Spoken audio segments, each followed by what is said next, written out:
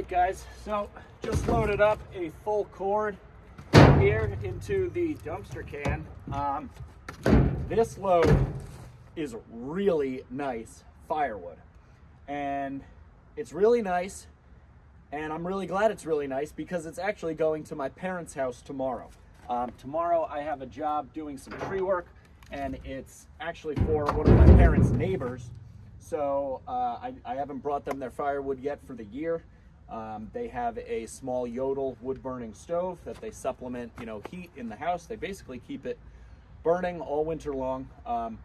So this is a load of ultra premium heating species. There's a basket of cherry, there's a basket of oak, and there's a basket of hickory in there.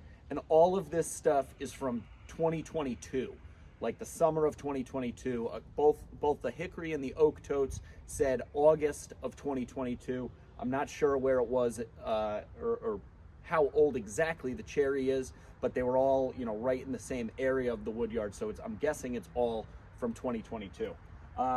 This should help them out. It should burn for quite a while. I'm curious to see how many or how much wood they burn this year. Last year, I think they burned about 5 totes full, so a little over a cord and 2/3. So we're gonna start them out with this, and we'll go from there. You can see I loaded it up. The camera was running for about 13 minutes total to load up a cord of wood. It really not all that bad. You can see I have a little trouble once I get the first tote in. I need a good way to push the wood all the way up to the front, because it's hard when I tip the tote over for the tote to stay flipped over and then for me to reposition the forks underneath it to pick it up and dump. If I had rotating pallet forks, that would be a huge, time saver, and it would make it a lot easier, but, I don't. So this is how I do it. If any of you guys have ideas of how I could make it easier when I'm doing multiple tote deliveries, let me know down in the comments below.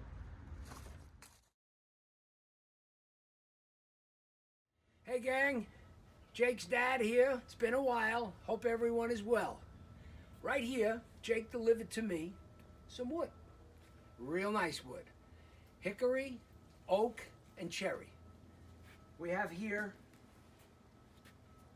43 by 96 by 16 long, 2 racks. Susan, my wife, Jake's mom, bought these 2 racks at Lowe's. We put them together and bada boom. Over here, we have another rack, and this is the same load that Jake delivered yesterday. It's all new.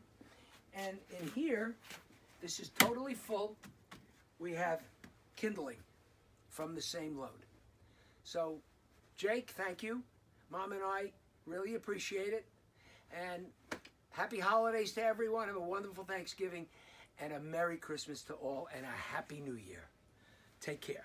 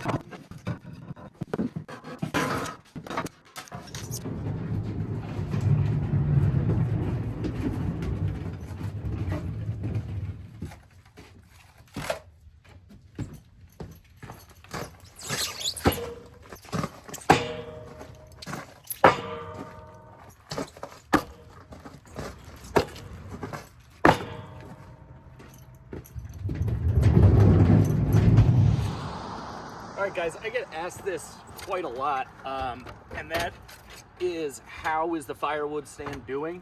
The firewood stand has been doing awesome this year.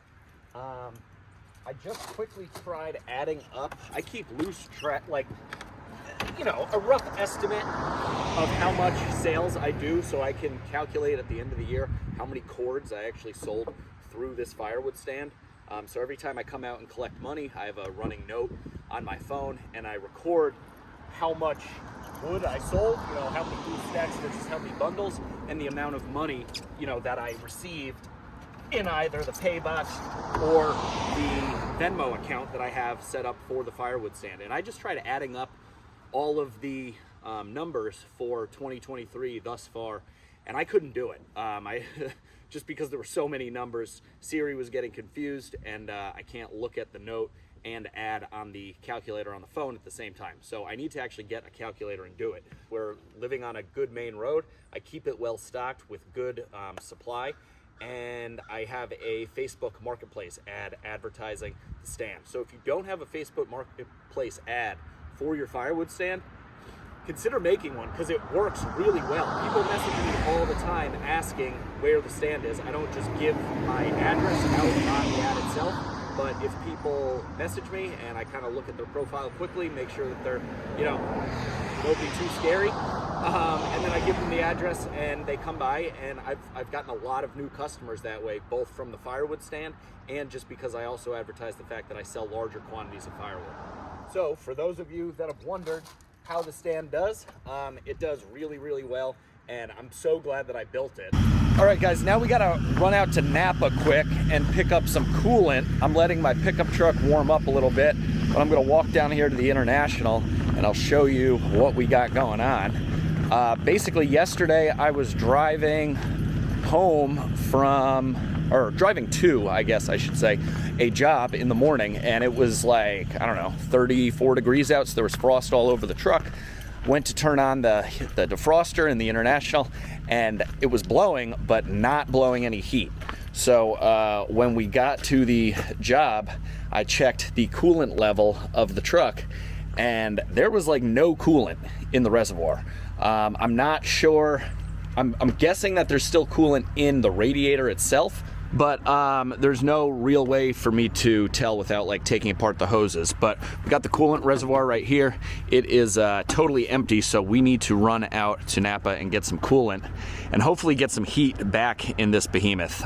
It was a real challenge for me to get out of the yard yesterday, just because all this frost, as soon as I you know, would wipe it off, the windshield would start fogging up on me from being inside and, you know, breathing. So hopefully the coolant issue will resolve itself. Luckily, it's cold outside, so the truck, you know, while I was driving, it was fine. It wasn't overheating or anything, which I'm glad this didn't happen like in the summer or something. So hopefully a little bit of coolant back in the reservoir will resolve the issue. All right, guys, that should be plenty to get her filled back up. Plus, I ran out of windshield washer fluid on the way over here, so picked up another jug of that. 'Tis the season. All right, guys, we got the reservoir here. You can see the sight glass, so we're gonna fill it up to that. So once we see coolant in there, we should be good to go, and we'll start her up and check for any leaks. I mean, I haven't noticed any leaks under this truck, but I also haven't specifically been looking, so I hope there's no major leak here.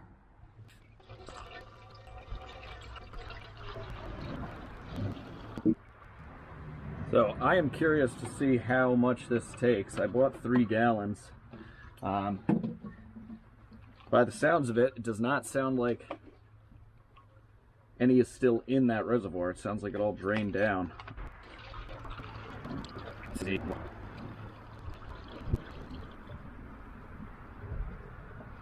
Well, that's 2 gallons.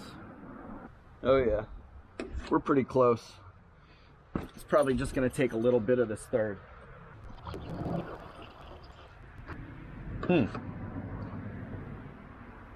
That is strange. It's like to the top, but I don't see it in this sight glass. So hopefully when we turn on the truck, start it up, it'll suck some down. We are definitely full there. Arguably a little too full. All right, let's see if she'll start up.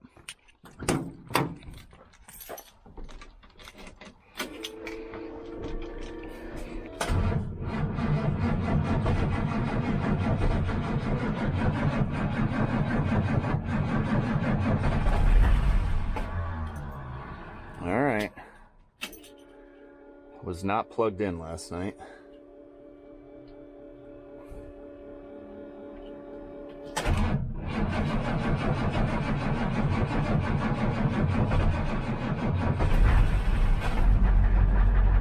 There she goes.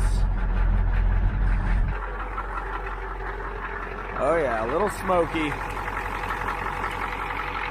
She's a cold-hearted beast. And she likes to be plugged in.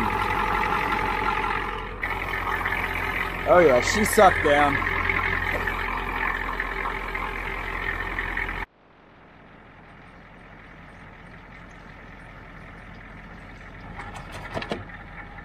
Why wouldn't they just make the reservoir 1 full gallon? Why did they have to cut it, you know, a couple ounces short? It just makes no sense to me. I think Ford might be in with big windshield washer fluid.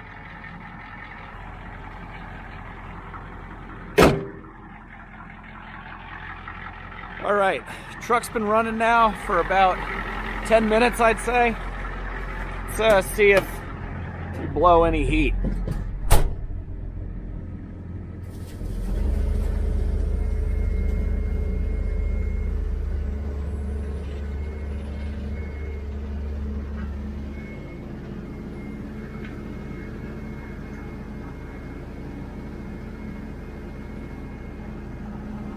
All right, well, it's not hot air, but the truck also isn't all that warm. All right, guys, I decided to take the truck for a little drive to help speed up the process of warming it up. Plus, I need to go get some fuses. I keep blowing the fuse for all of the running lights, like the parking lights and rear tail lights and stuff, which isn't great. So I'm gonna run to the hardware store, pick that up. But I am happy to say that we are blowing warm air out from down here. So that's a good thing. Last time I used the dump trailer, I never put the solar panel back on it. And I keep forgetting. Lucky to see the batteries are still charged up. But every time I would remember, I wouldn't be in the spot to actually do it.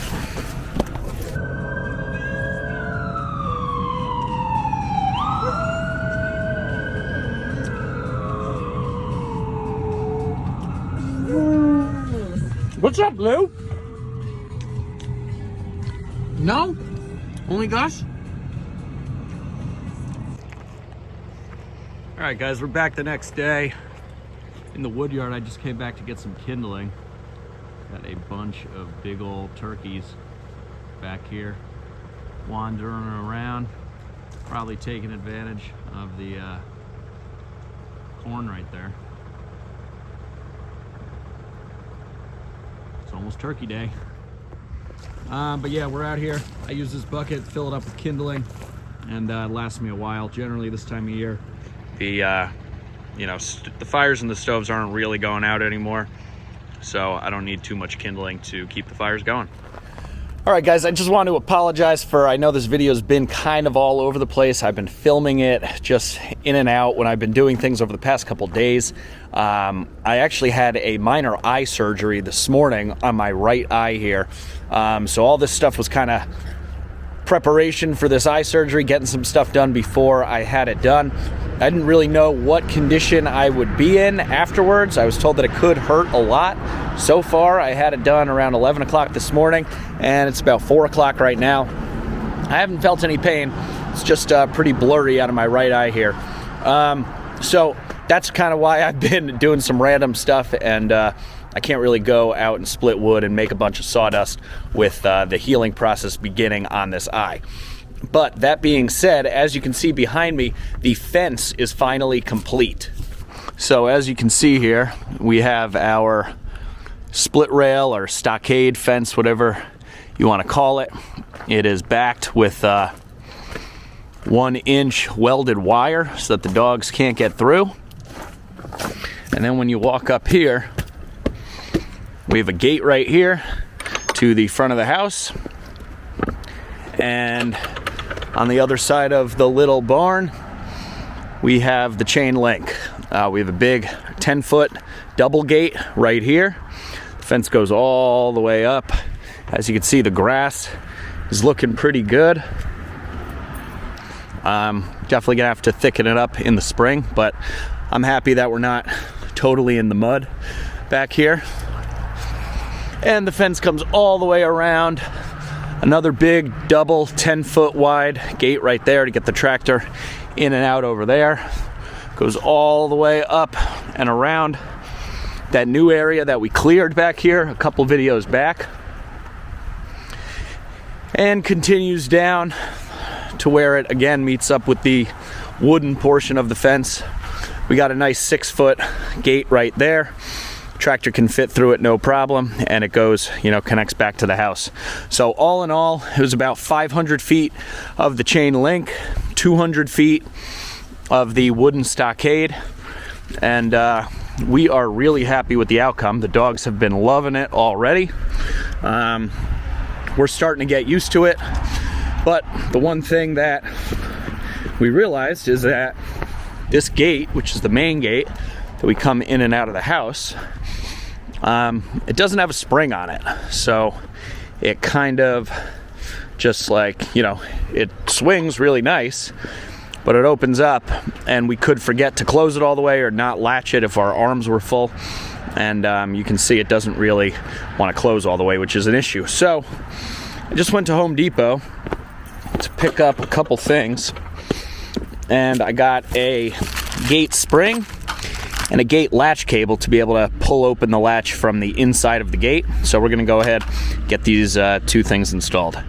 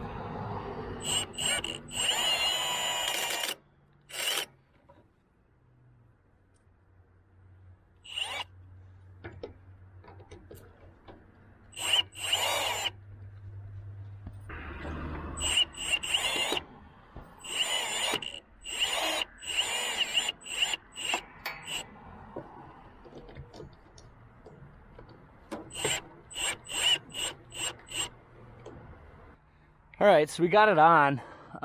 Followed the directions. It said put it at an angle, top indicated on the top.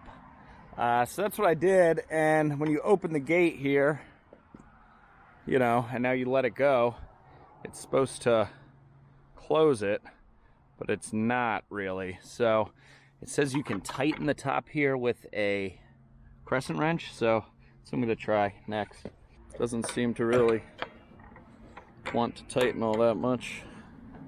All right, so I didn't keep reading the directions, but there's this little flat stop here, which they want you to slide in the back to keep this thing tight from like spinning, I guess. All right, so we got a couple turns on that. That was pretty tough with this wire already here, but I think it should be tight enough now and provide enough tension. There we go. That's awesome. Closes on its own. Perfect. Next thing we got is this cable latch. Basically, it's just going, there's a little clip right there, and it clips onto that top hole right here. And we got to drill a hole through this 4x4 post out to the other side.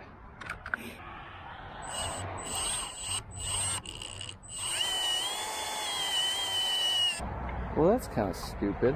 It doesn't... This clip is too small. They see something, Jake. There were a bunch of turkeys back there before. Really? See? Yeah, you should just put one of those little, like, key... You know, the Like thing a that you key- slide a key onto, like a ring that's, like, just a small one, you know? And then you can hook that, right, like, but even smaller version of that. Right, like, yeah, exactly, something like that. And that way you could just a good idea. hook This that. is why I need you around. Yeah, exactly. See, guys, this is why we need Sam around. Yeah. Ever since you moved out, man, you've Really. been struggle city. Yeah. Can't function without you. Well, you've been doing okay. Just saying, like you could be thriving.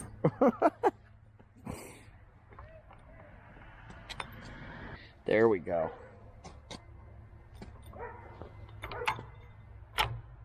Mm-hmm. All right, guys, got it to work with Sam's expertise. Yeah, He suggested putting a little key ring on there because the clip wasn't big enough, and as you can see, it opens right up. It's hard to do with one hand. Gate opens. Let her swing closed with that spring, Sammy. Oh, look at that. Wow. Whoa, that is good. Closed. Sam also discovered that there is a screw coming out here, so we need It's an to... anti-theft device. Yeah, we need to address that as well.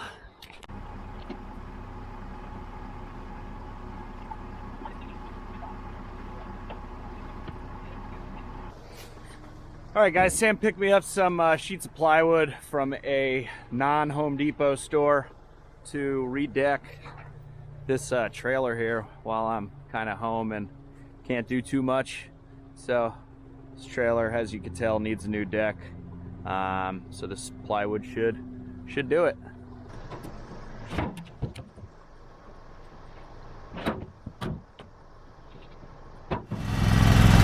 All right, guys, we're here at Chris's with Sam. Sam, say hi. You haven't been on the channel in a long time. Howdy. A lot of the viewers probably won't even know you. What? They got to go way back, right? But basically, Sam is up here because I'm letting him use the RuggedMade splitter. Because what? You need some firewood for your house, right? Yeah, I got a bunch of logs delivered the other day, and I've been cutting a couple trees down at my property that have been fucked up, and I split my hand at first, and I'm old and tired and want to use your splitter.